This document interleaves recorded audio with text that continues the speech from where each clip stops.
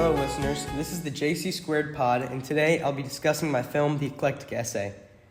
Me and my team made a variety of creative decisions that ultimately had major impacts on the interpretation and meaning of the film, and in this episode I'll be reviewing them with you, as well as answering the question, how does your product use or challenge conventions, and how does it represent social groups or issues? I'd like to start out by addressing how our film uses and challenges genre conventions. This film is intended to be a comedy.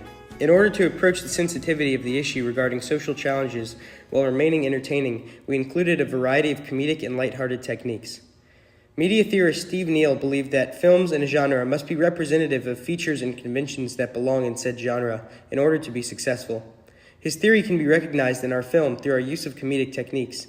This can be viewed in popular films such as the 1993 movie Mrs. Doubtfire and Elf 2003. These films experienced massive success because they remained with the conventions of a traditional comedy film. When creating our film, me and my group took creative inspiration from those films. An example of this in my film was the exaggerated portrayal of the main character, specifically around the end of the segment when he screams, "I could have been a contender." His inability to behave professionally is comical, serving as another representation of the comedy genre. Some frequently used conventions of comedies are exaggerations, disruptions, and establishing personality traits like foolishness and awkwardness among characters. The main character frequently behaves foolishly, such as when the alarm begins in the beginning of the film, signaling for him to begin his work. He was awkward and foolishly unprepared, once again representing the standard conventions of the comedy genre. One of the final ways we approached the genre of comedy was through our credits and genre-based logo. By including the university logo in the credits, we foreshadowed the events to come later in the story. And the simple structure and organization of the credits set the audience up to expect a lighthearted, easygoing story, likely in the form of a comedy.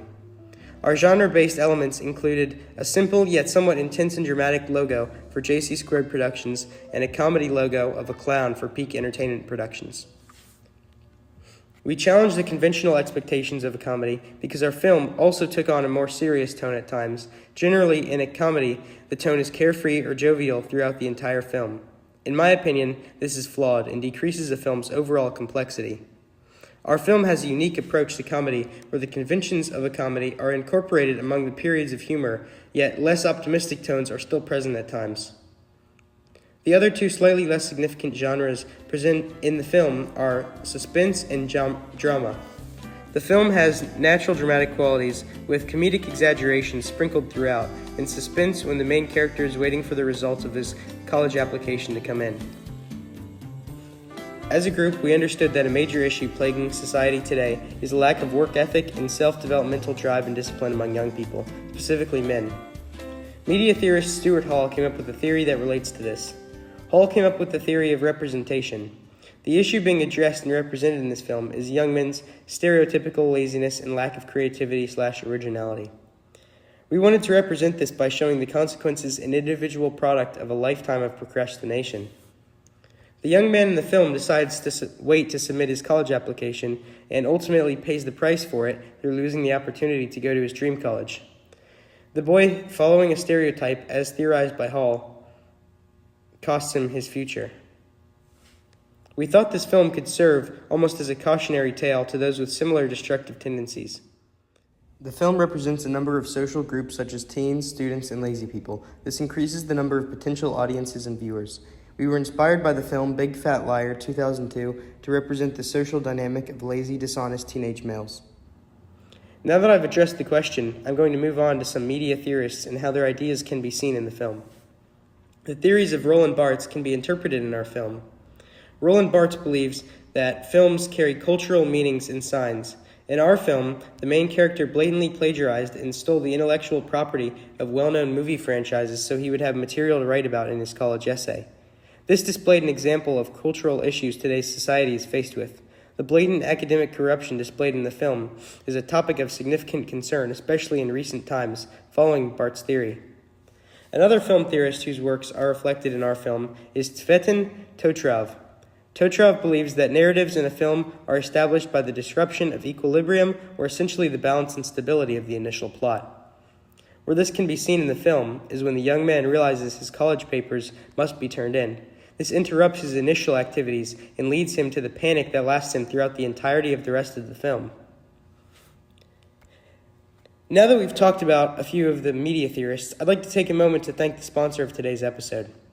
Raycon is a company that produces high-quality audio and tech products for affordable prices while still maintaining incredible quality.